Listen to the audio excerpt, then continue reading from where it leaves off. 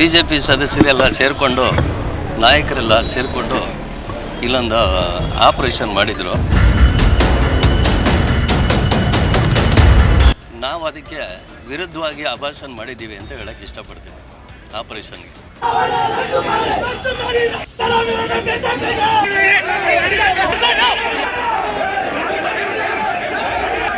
ನಮ್ಮ ಪಟ್ಟಣದಲ್ಲಿ ಆ ಶಕುನಿ ಏನಿದ್ದಾನೆ ಅವನಿಗೆ ಹೇಳಕ್ಕೆ ಇಷ್ಟಪಡ್ತೀನಿ, ಇನ್ನೆಷ್ಟು ದುರ್ಯೋಧನ ಸಂಹಾರ ಮಾಡ್ತೀಯ ನೀನು ಅಂತ ಕೇಳಕ್ಕೆ ಇಷ್ಟಪಡ್ತೀನಿ. ಈ ಶಕುನಿ ಎಲ್ಲಿರ್ತಾನೆ ಅವನಿಗೆ ಆಪತ್ತಿರೋದು ದುರ್ಯೋಧನನಿಗೆ. ಈ ದುರ್ಯೋಧನನ ಪಕ್ಕದಲ್ಲಿ ಶಕುನಿ ಇದ್ದರೆ ಅವನು ಪಾಂಡವರನ್ನ ಕೊಲೆ ಮಾಡಲ್ಲ, ದುರ್ಯೋಧನನ್ನೇ ಸಾಯಿಸಕ್ಕೆ ರೆಡಿ ಆಗಿರ್ತಾನೆ.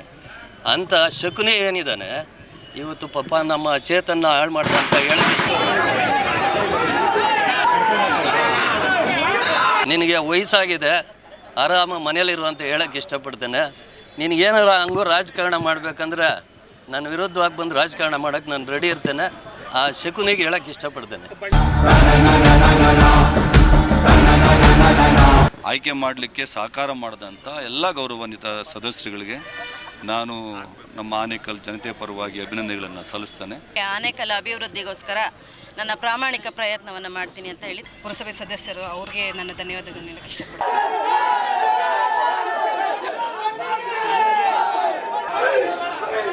ರಾಜ್ಯಾದ್ಯಂತ ನಗರಸಭೆ ಪುರಸಭೆಗಳಿಗೆ ಅಧ್ಯಕ್ಷ ಮತ್ತು ಉಪಾಧ್ಯಕ್ಷ ಸ್ಥಾನಗಳಿಗೆ ಚುನಾವಣೆಗಳು ನಡೀತಾ ಇದೆ. ಎಲ್ಲೆಡೆ ಕೂಡ ಜಿದ್ದಾಜಿದ್ದಿನ ಸ್ಪರ್ಧೆ ನಡೀತಾ ಇದೆ. ಆದರೆ ಬೆಂಗಳೂರು ನಗರ ಜಿಲ್ಲೆಯ ಆನೇಕಲ್ ತಾಲೂಕಿನ ಆನೇಕಲ್ ಪಟ್ಟಣದಲ್ಲಿನ ಪುರಸಭೆಗೆ ಈ ಬಾರಿ ಅತ್ಯಂತ ಪೈಪೋಟಿ ಏರ್ಪಟ್ಟಿತ್ತು. ಕಾಂಗ್ರೆಸ್ ಮತ್ತು ಬಿಜೆಪಿಯ ನಡುವೆ ತೀವ್ರವಾದಂತಹ ಪೈಪೋಟಿ ತಂತ್ರಗಳು, ರಣತಂತ್ರಗಳು ಏರ್ಪಟ್ಟಿದ್ದವು. ಪರಸ್ಪರ ಪುರಸಭೆಯ ಸದಸ್ಯರುಗಳನ್ನ ಖರೀದಿಸಲು ಲಕ್ಷಾಂತರ ರುಗಳನ್ನು ಕೂಡ ಖರ್ಚು ಮಾಡಿದ್ರು.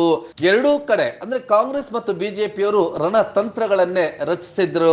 ಈ ಬಾರಿ ಈ ಒಂದು ಚುನಾವಣೆಯನ್ನ ಹೆಚ್ಚು ಪ್ರತಿಷ್ಠೆಯನ್ನಾಗಿಸಿಕೊಂಡು ಶತಾಯಗತಾಯ ಅಧ್ಯಕ್ಷ ಸ್ಥಾನವನ್ನ ಪಡೆಯೋದಕ್ಕೆ ಎಲ್ಲ ರೀತಿಯಾದಂತಹ ರಣತಂತ್ರಗಳನ್ನ ರೂಪಿಸಿಕೊಂಡು ಕಾಂಗ್ರೆಸ್ನ ಇಬ್ಬರು ಪುರಸಭೆಯ ಸದಸ್ಯರುಗಳನ್ನ ತಮ್ಮೊಟ್ಟಿಗೆ ಪ್ರವಾಸವನ್ನು ಕೂಡ ಕರೆದುಕೊಂಡು ಹೋಗಿ ಆ ಒಂದು ಪುರಸಭೆಯ ಉಪಾಧ್ಯಕ್ಷ ಸ್ಥಾನಕ್ಕೆ ಅವಿ ಅಲಿಯಾಸ್ ಚೇತನ್ ರವರನ್ನ ಅಖಾಡಕ್ಕೆ ಇಳಿಸಿದ್ರು.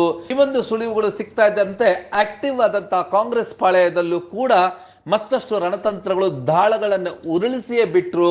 ಈ ಒಂದು ರಣರೋಚಕವಾದಂತಹ ಚುನಾವಣೆಯಲ್ಲಿ ತಳ್ಳಾಟಗಳು, ನೂಕಾಟಗಳು, ಲಾಠಿ ಚಾರ್ಜ್ ಇವೆಲ್ಲವೂ ನಡೆಯಿತು. ಸಂಸದ ಮಂಜುನಾಥ್ ರವರ ಕಾರನ್ನ ಅಡ್ಡುಗಟ್ಟಲಾಯಿತು. ಘೋಷಣೆಗಳು ಪರಸ್ಪರ ಪರ ಮತ್ತು ವಿರೋಧದ ಘೋಷಣೆಗಳು ಕೂಡ ಮೊಳಗಿದವು.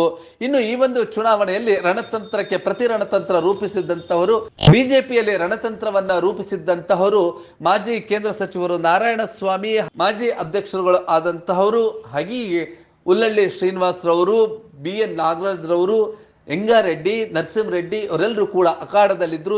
ಇವರಿಗೆ ಪ್ರತಿ ದಾಳವನ್ನು ಉರುಳಿಸಿದ್ದಂಥವರು ಆನೇಕಲ್ ಪುರಸಭೆಯ ಮಾಜಿ ಅಧ್ಯಕ್ಷ ಆದಂತ NS ಪದ್ಮನಾಭ್ ರವರು. ಇವರು ಕೊನೆಗಳಿಗೆವರೆಗೂ ಕೂಡ ಗುಟ್ಟನ್ನ ಬಿಟ್ಕೊಡದೆ ಕೊನೆಯಲ್ಲಿ ಚದುರಂಗದ ಆಟದಲ್ಲಿ ದಾಳವನ್ನ ಉರುಳಿಸಿಯೇ ಬಿಟ್ರು. ಬಿಜೆಪಿಯ ಸದಸ್ಯರನ್ನೇ ಅಧ್ಯಕ್ಷರನ್ನಾಗಿ ಮಾಡುವ ಮೂಲಕ ಬಿಜೆಪಿಯವರು ಆಪರೇಷನ್ ಮಾಡಿದ್ರೆ ನಾವು ಅಭಾಷಣ ಮಾಡಿ ತೋರಿಸಿದ್ದೇವೆ ಅಂತೇಳಿ ಟಾಂಗ್ ಕೊಟ್ರು. BJP ಸದಸ್ಯರೆಲ್ಲ ಸೇರಿಕೊಂಡು ನಾಯಕರೆಲ್ಲ ಸೇರಿಕೊಂಡು ಇಲ್ಲೊಂದು ಆಪರೇಷನ್ ಮಾಡಿದರು.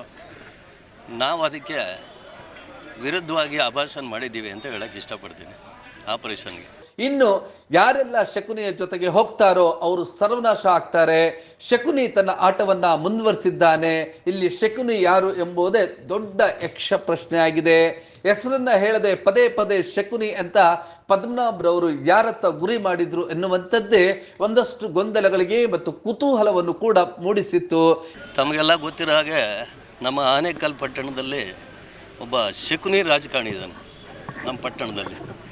ಈ ಶಕುನಿ ಎಲ್ಲಿರ್ತಾನೆ ಅವನಿಗೆ ಆಪತ್ತಿರೋದು ದುರ್ಯೋಧನನಿಗೆ. ಈ ದುರ್ಯೋಧನನ ಪಕ್ಕದಲ್ಲಿ ಶಕುನಿ ಇದ್ದರೆ ಅವನು ಪಾಂಡವರನ್ನ ಕೊಲೆ ಮಾಡಲ್ಲ, ದುರ್ಯೋಧನನ್ನೇ ಸಾಯಿಸಕ್ಕೆ ರೆಡಿ ಆಗಿರ್ತಾನೆ. ಅಂಥ ಶಕುನಿ ಏನಿದ್ದಾನೆ ಇವತ್ತು ಪಾಪ ನಮ್ಮ ಚೇತನ್ನ ಹಾಳು ಮಾಡ್ತಾ ಅಂತ ಹೇಳಿದೆ. ಈ ಸಂದರ್ಭದಲ್ಲಿ ಶಕುನಿ ಮತ್ತು ಯಾರು ದುರ್ಯೋಧನನ ಸಂಹಾರಕ್ಕೆ ಹೋಗ್ತಿದ್ದಾರೆ, ದುರ್ಯೋಧನನ ಹಾಗೆ ಯಾರನ್ನೆಲ್ಲ ಸಂಹಾರ ಮಾಡ್ತಿದ್ದಾನೆ ಅನ್ನೋದನ್ನ ಸೂಚ್ಯವಾಗಿ ಪದ್ಮನಾಭ್ ರವರು ದಾಳ ಉರುಳಿಸಿದ್ದು ಹೀಗೆ.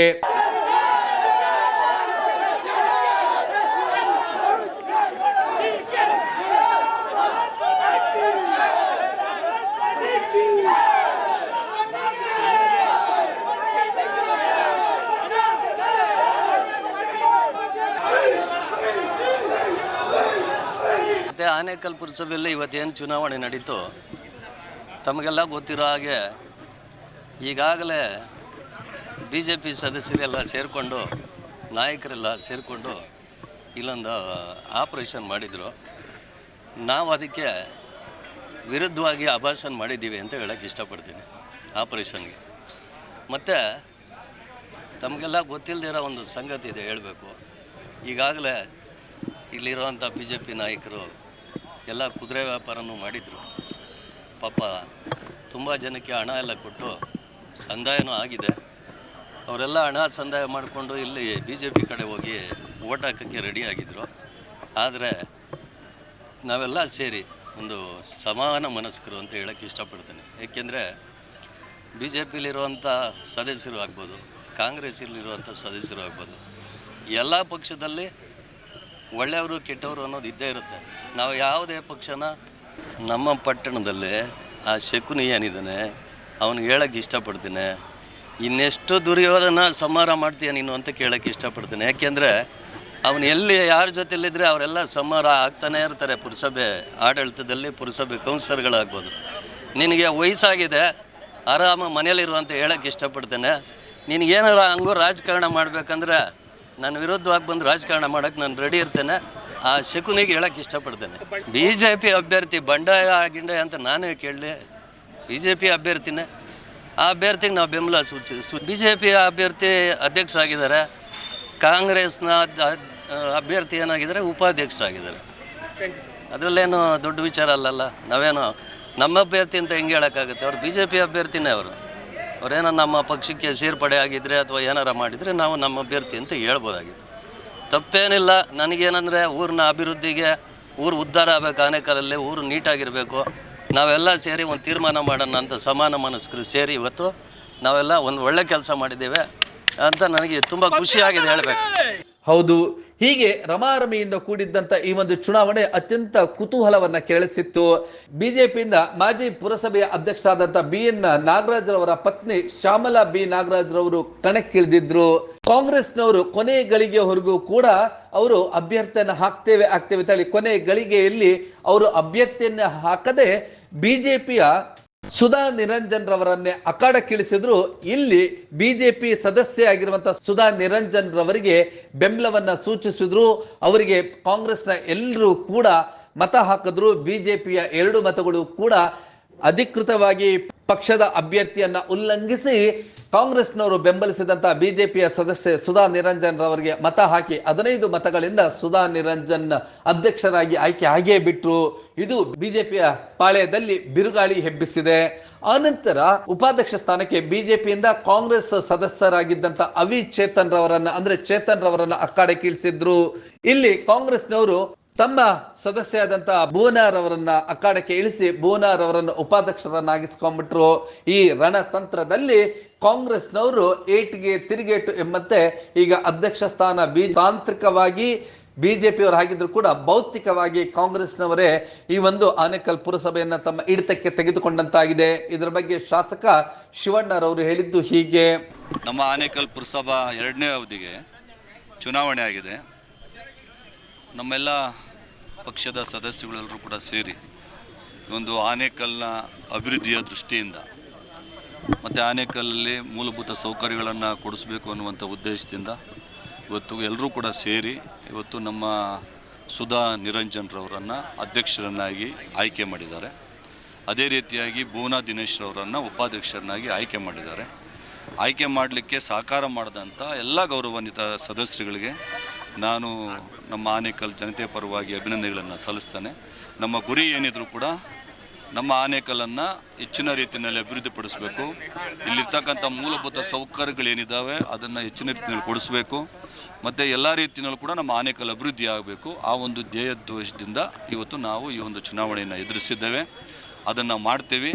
ನಮಗೆ ಎಲ್ಲ ರೀತಿಯಲ್ಲೂ ಕೂಡ ನಮ್ಮ ಆನೇಕಲ್ನ ಪುರಸಭೆಯ ಗೌರವಾನ್ವಿತ ಎಲ್ಲ ಸದಸ್ಯರು ಕೂಡ ಇವತ್ತು ಎಲ್ಲ ರೀತಿಯಲ್ಲೂ ಕೂಡ ಸಹಕಾರ ಕೊಟ್ಟಿದ್ದರಿಂದ ಅವರೆಲ್ಲರೂ ಕೂಡ ನಾನು ಅಭಿನಂದನೆಗಳನ್ನು ಸಲ್ಲಿಸ್ತೇನೆ. ನೋಡಿ, ಅದೆಲ್ಲ ಇಲ್ಲ.